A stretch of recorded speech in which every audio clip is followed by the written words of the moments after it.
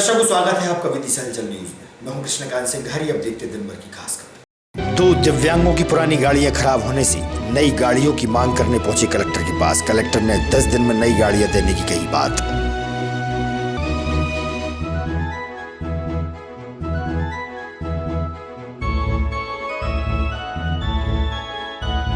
कृषि मंडी बोर्ड द्वारा सीटीआई के सभागार में रखा गया कार्यक्रम। कलेक्टर सहित उद्योगपति भी रहे मौजूद।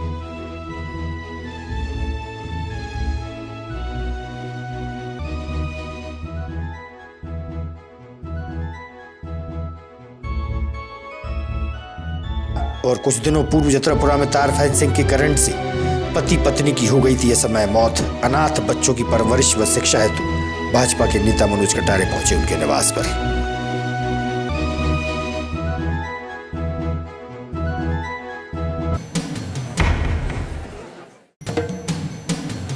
अब खबर विस्तार से। प्रदेश सरकार द्वारा दिव्यांगों के लिए कई योजनाएं चलाई जा रही हैं और लाभान्वित भी किया जा रहा है। वहीं आज जिला मुख्यालय पर दो विकलांग पुरुषोत्तम दास बैरागी और मंगल सिंह सेन पहुंचे, जहां उन्होंने बताया कि उनकी पुरानी गाड़ियां क्षतिग्रस्त होकर टूट गई हैं। उन्होंने नई गाड़ियों की मांग करते हुए कलेक्टर से गुहार लगाई। तब उन्होंने 10 दिन का समय दिया है।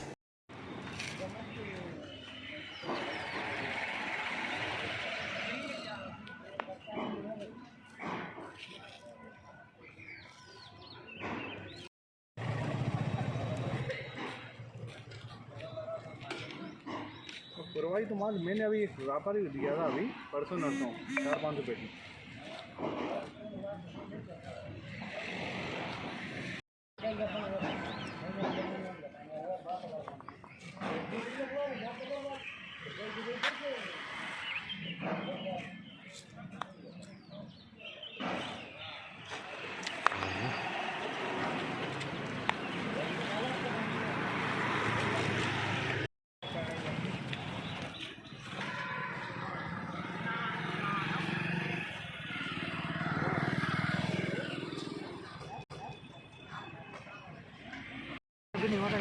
हो गया आपको? ये बैटरी वाली साइकिल खराब पड़ी है इनका जी। आज कब से पड़ी है?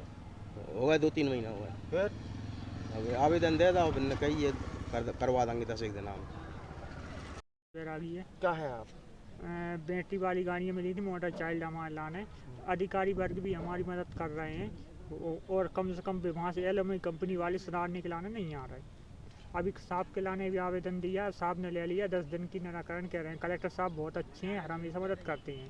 प्रत्येक मंगलवार को होने वाली जनसुनवाई के दौरान नवरात्र पर्व के चलते कम आवेदक ही नजर आए, जिनकी समस्याएं डिप्टी कलेक्टर अमिता गर्ग और तहसीलदार सरोज अग्निवंशी ने सुनकर निराकृत की।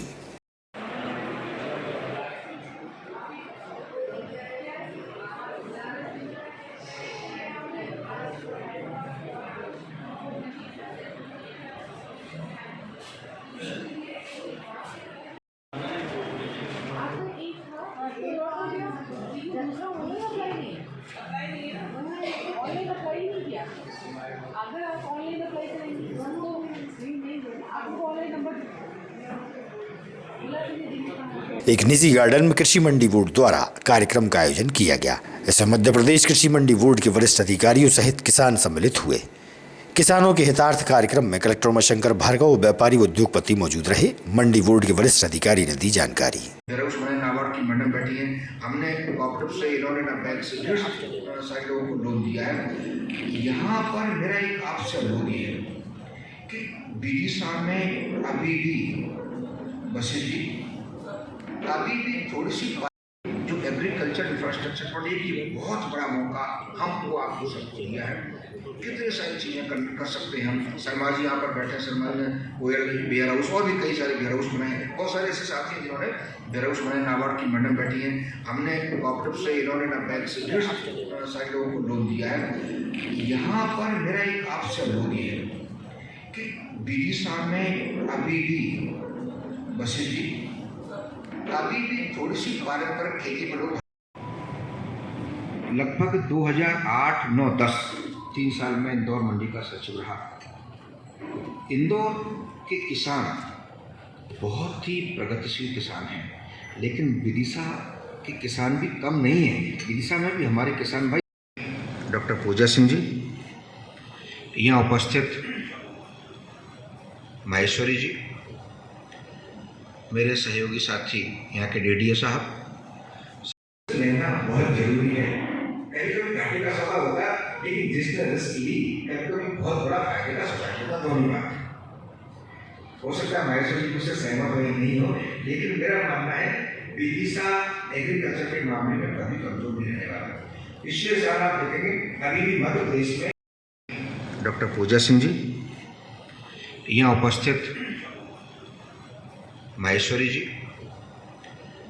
मेरे सहयोगी साथी यहाँ के डीडीओ साहब, सभी जो हमारा एग्रीकल्चर इंफ्रास्ट्रक्चर फंड है इसके बारे में आपको पूरा बताया।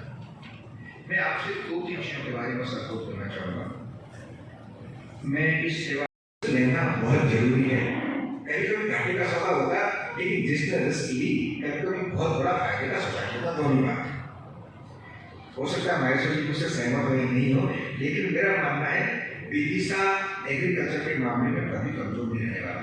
पिछले साल आप देखेंगे अभी भी मध्य प्रदेश में भारत सरकार ने 1 लाख करोड़ रुपए एग्रीकल्चर इंफ्रास्ट्रक्चर फंड के लिए एनमार्क्ड किए हैं।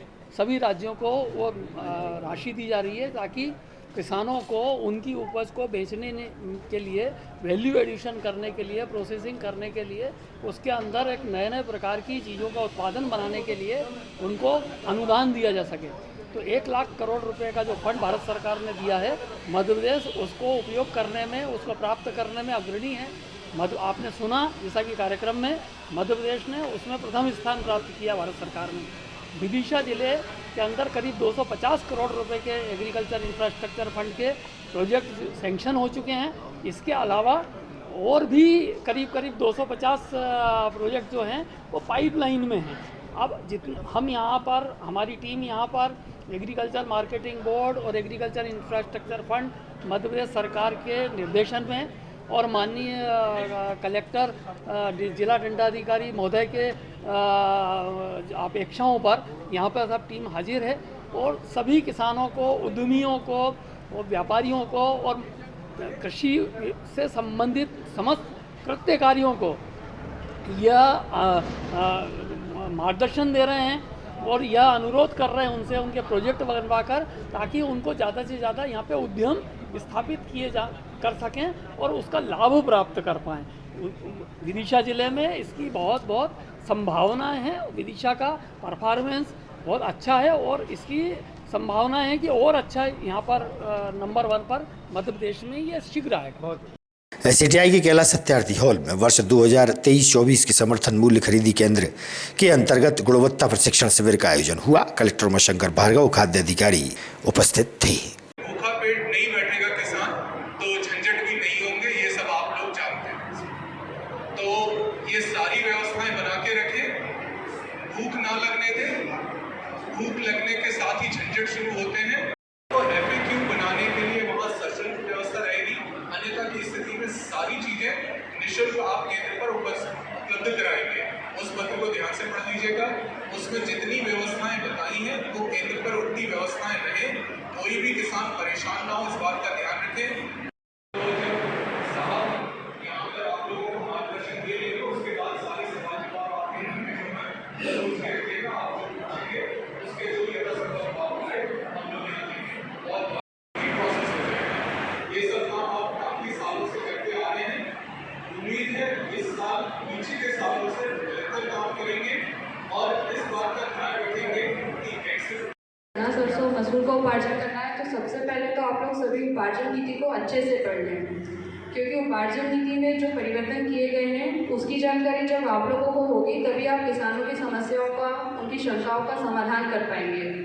जैसे कि इस बार जो परिवर्तन किया गया है, स्लॉट बुकिंग में सबसे महत्वपूर्ण परिवर्तन किया गया है। पिछले बार की उपार्जन नीति में किसान जिले के किसी भी उपार्जन केंद्र पे अपना स्लॉट बुक कर सकता था। आपकी भोजन का इंतजाम यहाँ रखा हुआ है। मैं 2-3 चीज़ों में अनुरोध करना चाहूँगा जो इंटर डिपार्टमेंटल है।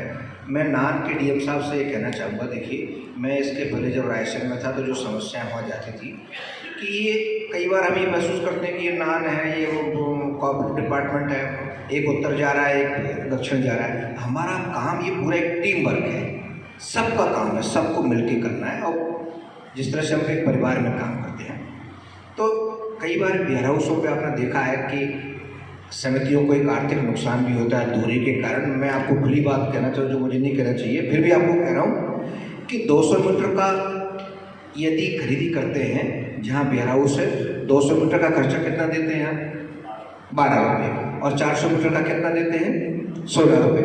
तो मेरा आपसे एक अनुरोध ये भैया कि बड़ा दिल करके रखें, भारत सरकार आपको पैसा देगी, समितियों को भी नुकसान नहीं, तो थोड़ा इनका मतलब समझ गए ना कि 400 मीटर वाले में भले 200 मीटर का आप किस उद्देश्य को लेकर गेहूँ, चना, सरसों और मसूर का उपार्जन कार्य किया जाना है। इसके लिए जितने भी केंद्र निर्धारित किए गए हैं सभी के केंद्र प्रभारी और ऑपरेटर को आज यहाँ पर प्रशिक्षण दिया जा रहा है। इसमें तकनीकी प्रशिक्षण के साथ गुणवत्ता का भी प्रशिक्षण FCI के उपस्थित अधिकारी और उपस्थित अधिकारियों के द्वारा दिया जाएगा। उपार्जन नीति के क्या प्रमुख प्रावधान है और क्या सावधानियाँ हमारे को उपार्जन के दौरान रखनी है, ये सभी जानकारी कलेक्टर महोदय के द्वारा मार्गदर्शन के रूप में दी गई है। जतरापुरा क्षेत्र में बीते कुछ दिन पूर्व जमीन पर लगी तार फेंसिंग की करंट से पति पत्नी बबलू कुशवाहा और राधाबाई की असमय मौत हो गई थी, जिससे अनाथ हुए मासूम बच्चों की परवरिश व शिक्षा का विशेष ध्यान रखने के लिए भाजपा के वरिष्ठ नेता समाज सेवी मनोज कटारे उनके निवास पर पहुंचे और हर संभव बच्चों के लिए मदद की बात उन्होंने कही। उनके साथ नगर के गणमान्य भी उपस्थित रहे।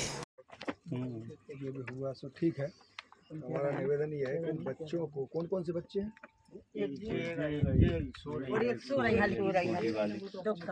दो लड़की एक लड़का। अब हमारा आपसे निवेदन इतना सा है, अभी आपको जो भी आवश्यकता है, ठीक है ना, ये कपिल भाई हैं, संतोष हैं, धर्मेंद्र हैं, आप इनके साथ आ जाओ। तो जो भी अभी आपको राशन वगैरह की आवश्यकता हो, घर के सामान की, वो हमसे ले लो। बाकी ये जो बच्चों की पढ़ाई है, ये पढ़ाई लिखाई इनकी बंद नहीं होना चाहिए। ये हमारा आपसे निवेदन है। इनकी पढ़ाई का खर्चा सरकारी स्कूल में पढ़ा हुआ जैसे वहाँ फीस लगती नहीं है, किताबें, कापी, ड्रेस और जो भी आवश्यकता पड़े वो आप हमसे आकर ले जाए। कपिल ये सब लोग बता देंगे हमारा पता। कभी भी किसी भी तरह की आवश्यकता और तीज त्यौहार पे अगर आपको ऐसा लगे, भाई हमारा आपसे निवेदन क्या है कि अभी तो तात्कालिक घटना हुई है, अभी तो सबकी संवेदना उनके साथ है।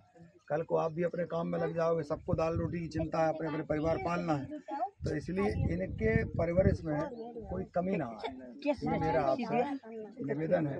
इनको जिस कोई भी आवश्यकता कभी भी पड़े, आप ये 3-4 जिम्मेदार लोग खड़े हैं, अध्यक्ष जी खड़े हैं, भारत, ठीक है ना, तो कभी भी कोई भी आवश्यकता लगे आप संकोच मत करना, हमसे मत कहना। आपके पार्षद जी हैं, ये है संतोष भाई हैं, धर्मेंद्र हैं, ये धारा सिंह जी हैं, जो भी आवश्यकता लगे इन बच्चों की पढ़ाई और अच्छी परवरिश में दिक्कत ना आए, हम उसकी मदद करने के तैयार। हम कोई सरकारी आदमी नहीं है, हमको व्यक्तिगत हमने पेपर में पढ़ा था तो बहुत हमें तकलीफ हुई, क्योंकि एकदम ऐसी घटना होना बच्चों के साथ, मतलब एकदम पहाड़ टूट पड़ना है। मतलब सबसे बड़े बच्चा कितने साल का है?